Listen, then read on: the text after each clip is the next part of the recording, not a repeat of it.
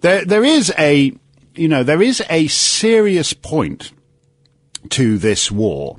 It is not a joke. It actually embodies what is the problem with the United States in the so-called unipolar moment, and that is that after the Second World War, the United States, as a non-imperial power, decided that it was going to set up international institutions which functioned, in effect, as a kind of affirmative action program for other nations. The United States consciously chose to downplay its own voice and bump up everybody else's. And that was a kind of reasonable thing to do in the United Nations in 1945. In the United Nations of 2011, when the biggest single voting bloc is the Organization of the Islamic Conference, I think it makes slightly less sense. This idea of putting the U.S. military, boasting about putting the U.S. military at the disposal of foreign nations. Obama, when he was in his little trip to Latin America last week, he was actually bragging that other nations had volunteered the U.S. military to advance their foreign policy goals. He thinks that reflects well on us. He thinks that if the Arab League decide that Gaddafi's become an embarrassment and it's time for him to go, and that's fine. If the Arab League decide they want to get rid of Gaddafi, the Arab League, why don't they get the Saudis? Why don't the Saudis send their planes over Benghazi? Why don't the Saudis send their bombers to Tripoli to knock off Gaddafi? Why don't, if it's that important to the Arab League, why don't the Arab League get rid? There's 24 members of the Arab League. Why don't they knock off Gaddafi? But no, the Arab League decided to volunteer the United States military for the job.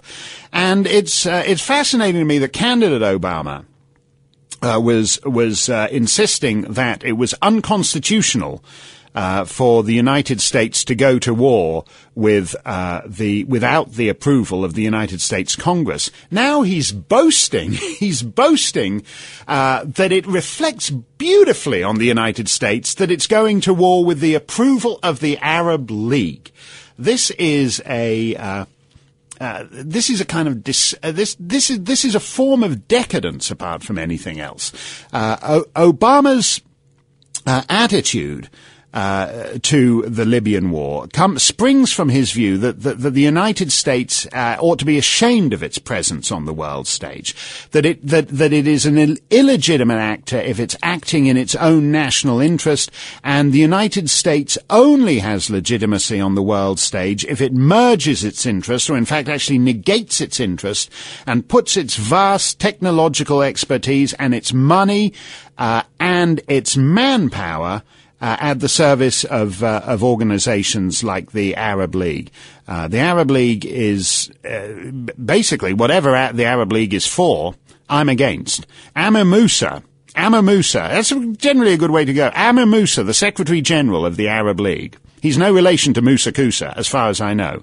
These are the Cairo Musas, and not the Benghazi Kusas. So just if you're keeping your big Arab clans straight. Amir Musa, the Secretary General of the Arab League, was the guy who was opposed to the Iraq War because it would undermine stability in the region, i.e. the stability of Mubarak, Gaddafi, Assad, and all the guys.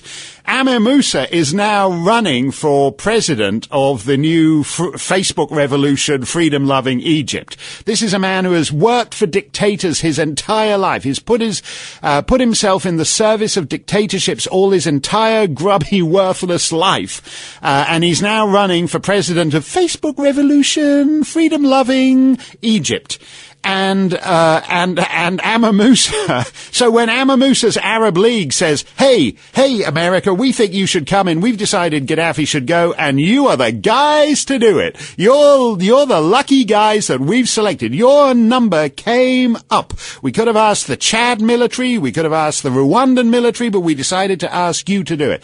How can it be? How can it be that the President of the United States of America, the Commander-in-Chief of the United States Armed Forces, gives interviews publicly bragging that hostile foreign bodies are volunteering the U.S. military, and that what legitimizes this operation is that the Arab League approves of it. We are, even by the standards of Chicago community organizers, we are in cloud cuckoo land here.